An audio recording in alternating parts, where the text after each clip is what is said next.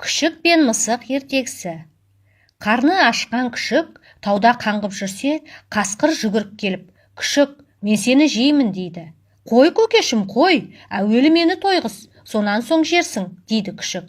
«Жарайды, жарайды, менің соңымнан қалмай ере бер» депті қасқыр. Екеуі бірге келе жатып, бір топ сиырды көріпті.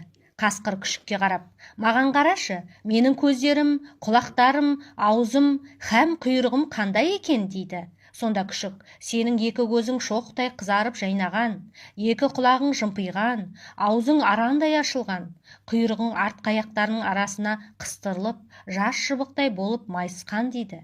«Енді мен не істер екенмін, соны қара» дейді қасқыр. Шапшып барып, оңаша жүрген бір бұзаудың тамағына жармасып, тұншықтырып өлтіреді. Күшікті де тойғызып, һәм өзі де тояды. «Мен тойдым, сенің етіңді жемеймін, қош бол» деп қасқыр желе жортып кетіп қалыпты. Күшік бұзаудың жемтігінің қасында қалып, 3 күндей тегін етке тойып жатыпты. Ақырында іші пысқан соң қаңғып келмекке шыққан екен. Бір аш мысыққа кез болыпты.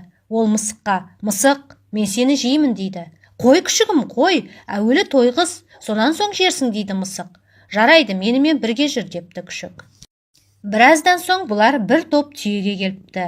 Күшік, «Мысық, маған қарашы, менің көздерім, құлақтарым, аузым, һәм құйрығым қандай екен» дейді.